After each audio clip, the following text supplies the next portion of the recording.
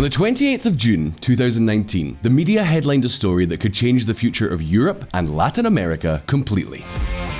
The EU closing its greatest trade agreement with Mercosur. In a negotiation that spanned no less than 20 years, the European Union politicians reached the largest trade agreement in its history. This agreement was carried out with Mercosur, that is Argentina, Brazil, Paraguay, and Uruguay. And why was it so important, you might ask? Well, the reason is that this agreement could have an enormous economic impact both for the South American member constituents and for Europe itself. With the war in Ukraine, the price of basic staples such as flour and oil have skyrocketed. The main reason is that Ukraine is one of the main food producers in Europe, but of course, due to the war, this country has stopped producing as much food as usual. This has caused food prices to skyrocket. The question is, what would have happened if European countries had had full and widespread access to Latin American products after the Russian invasion of Ukraine? Well, supermarket prices would probably not have shot up in the same way. And this is exactly where the European Union's agreement with Mercosur becomes important.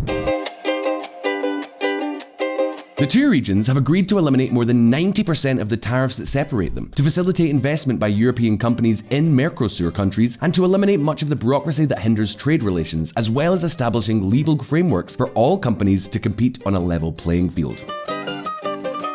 So what direct benefits will the agreement have on the population? In the case of Europe, the main benefit will be, as we have said, lower food prices. But beyond that, another important benefit will be the European companies will be able to sell more industrial products to LATAM, such as vehicles and machinery. On the other hand, in the case of Mercosur, they'll be able to increase their sales of agricultural products, obtain much cheaper European technology, have access to better medicines and products, and experience an increase in investment by European companies. This is essential for revitalizing their economy. So what does all this mean? Following the agreement, both in Mercosur and in Europe, prices will fall, hundreds of thousands of jobs will be created, and salaries will increase. In short, it's a win-win. It's a real economic victory. Or, at least, that's what we would say if there didn't happen to be one big snag in this whole story, namely France. France says no chance at the moment of its signing Mercosur trade deal. The European Union's agreement with Mercosur was completed in June 2019. That's already 4 years ago. But the sad reality is that since then, it has been completely blocked by France. In fact, France has become a real expert in blocking trade agreements that could be enormously beneficial for the European economy. The case of Mercosur is just one example, but there are many more. Just take a look at them. France blocks trade talks with the US, angering EU partners. France threatens to block EU trade deal with Australia. France puts brakes on NZ-EU trade agreement until next year. France is undoubtedly a real headache for European trade. Actually, this was one of the main reasons for the UK's exit from the EU club. The British wanted to trade with the rest of the world, but Europe, with France blocking everything that came its way, made it impossible. And at this point, we have to be clear. Macron's country is seriously holding back Europe's economic development. It is destroying jobs and it is contributing to wage stagnation. That is why, in this video, using the example of Mercosur, we will explain 3 key points in this regard. Firstly, what is the modus operandi the French follow to block trade agreements? Secondly, what are the real motives behind these blockades? And thirdly, if there is any possibility of preventing France from continuing to block the Mercosur treaty. Are you ready? Then let's get started.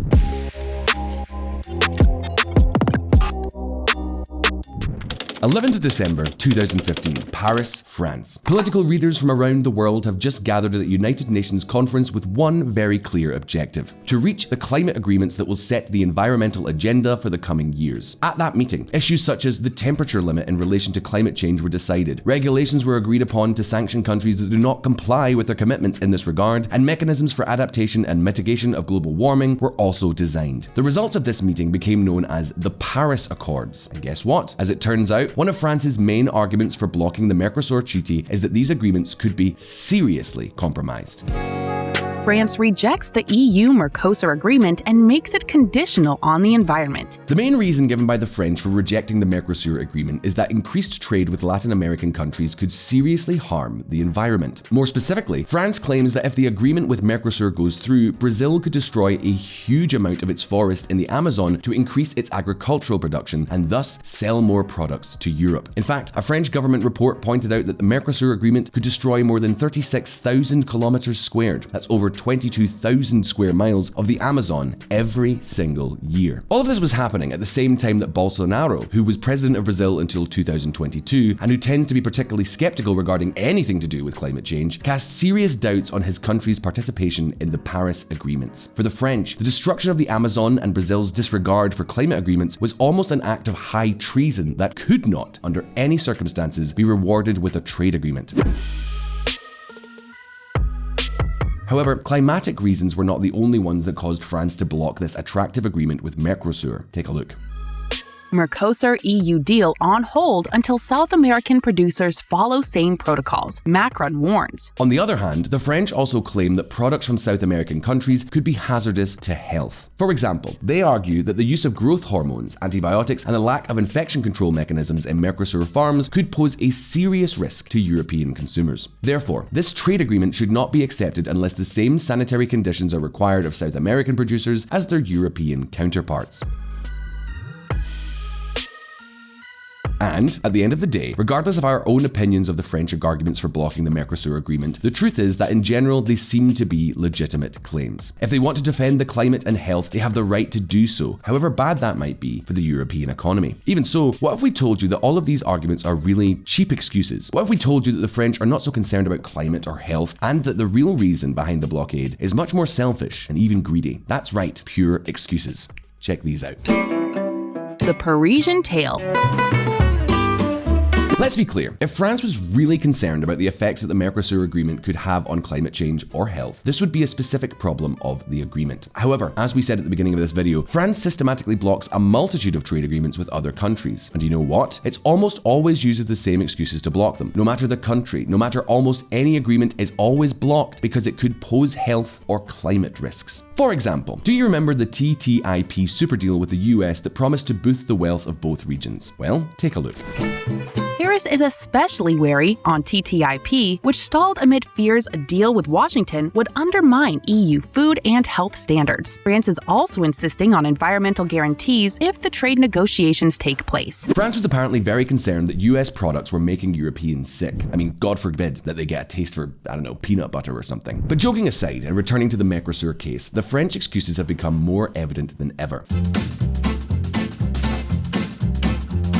For example, in the case of healthcare, although the agreement with Mercosur has not been signed, this does not mean that Europeans cannot consume products from Brazil or Argentina. The only difference is that they are now much more expensive than they would be after the agreement was signed. Oh, how we love you, France. The fact is that, these days, Europeans do in fact consume these products, and in fact, Mercosur countries already export more than 200,000 tons of meat to Europe every year. If the real problem were health, don't you think that France would call for an immediate ban on imports of South American meat? However, this doesn't appear to be the case. So let's run with the environmental theme. In this regard, it is true that former Brazilian President Bolsonaro was very controversial regarding the Paris Accords, and it is true that he showed very little commitment to the defense of the Amazon. However, Bolsonaro, as you all might well know, is no longer president of Brazil. He was replaced by Lula da Silva, self-proclaimed defender of the Amazon and climate action. Lula revives $1 billion Amazon fund and environmental protections. At the same time, it should be noted that the agreement with Mercosur already contains actions for the defense of the Amazon and the environment. If we go to the European Union's website where the agreement is explained, we will see that point 4 already demands commitment for the countries in terms of climate, deforestation, and to top it all off, also in terms of health. Nevertheless, in spite of all this, the French keep on going, on and on with their blockade.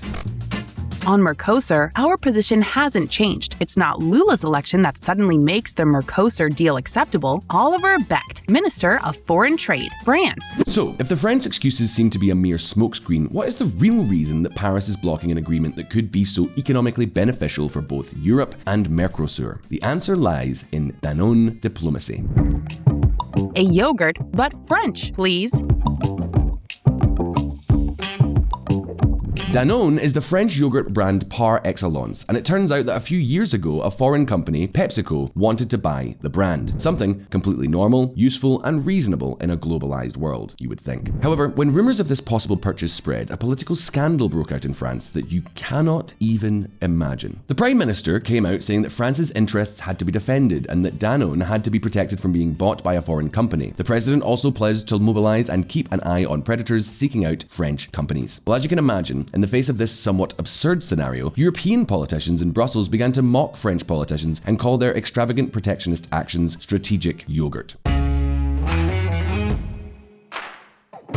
Beyond the amusing anecdote, the concept of strategic yogurt, or Danone diplomacy, serves to make one thing clear. France has an enormous soft spot for protecting and privileging its local industries, however much that may compromise European economic development or even other non-business sectors in its own country. And guess what? In the Mercosur affair, it turns out that the import of meat and agricultural products may affect the sales of French cattle breeders, powerful cattle breeders capable of putting pressure on the French government.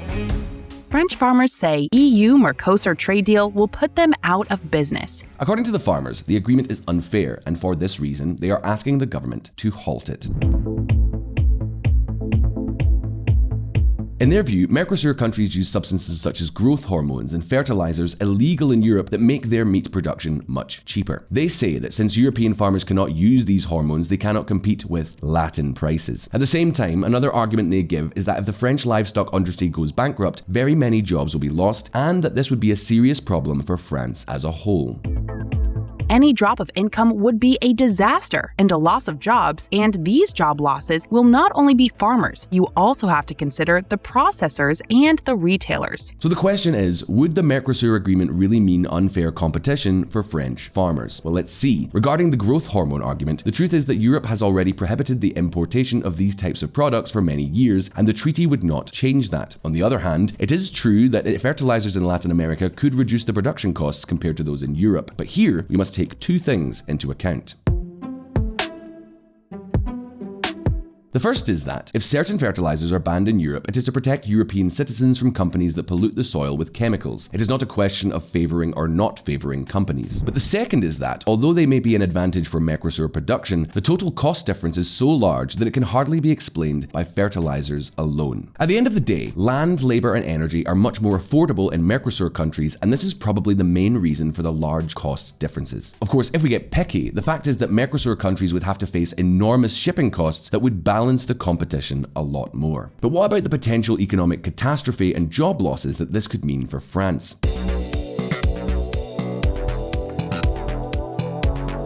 Well, it is true that French farmers would lose sales, and that could create some real problems. But on the other hand, consumers not only in France but throughout Europe would be able to access much cheaper products, and at the same time, thanks to the agreement, other companies such as industrial companies could increase their sales in Latin America and not only compensate for but also increase the total volume of employment. So no, it doesn't look like a catastrophe at all. It would just be a problem for one particular sector. But keep in mind that it doesn't end there. It turns out that the agreement with Mercosur already includes limitations on livestock products. The agreement limits imports of products such as beef precisely in order to protect the European livestock industry. But as you can see, the French are not satisfied with that. They would like to eliminate livestock products from the agreement altogether, which would make no sense with the original purpose of the agreement and would certainly be unacceptable for the South American countries. In short, lobbying pressures and French protectionism seem to work against the general interests of Europe. And yes, many of you probably think that France has a legitimate right to protect itself. But let me ask you, is it really the purpose of the European Union to protect individual countries at the cost of damaging trade, free enterprise, and consumers' wallets? For example, a few years ago, Europe signed a trade agreement with Morocco that compromised Spain's agricultural and fishing industries. However, that agreement ended up going through no problem. Does it make sense for Spain to harm its industry for the benefit of all, but for France not to do so when it is its turn? I'll leave that question over to you. Meanwhile, apart from that, unfortunately, it seems that with the arrival of Lula da Silva to power, the climatic excuse so typical for France has finally come to an end. In addition, inflationary pressures following the war in Ukraine and the new Spanish presidency on the EU Council, which is favorable to the agreement, could pave the way for a last chance to move it forward later this year. Josep Borrell, the EU's foreign affairs representative, called for 2023 to be the year of Latin America in Europe and the year of Europe in Latin America. In any case, the future of the agreement, which seems to be more on track than ever, will depend on France deciding to renounce its particular political interests and to support the European project that, in theory, President Macron so strongly defends. Be that as it may, and having reached this point, it's over to all of you. Do you think that the European Mercosur agreement will ultimately go through? And do you think that France should continue to protect its livestock lobbies? Could another Brexit happen if France or other countries continue to hinder international trade? As always, you can leave us your answer in the comments below. If you like this video, please do like it and subscribe to all of us here at Visualeconomik if you haven't done so already, and activate the little bell button down there so you don't miss any of our upcoming videos. I hope you enjoyed it, all the best, and I'll see you next time.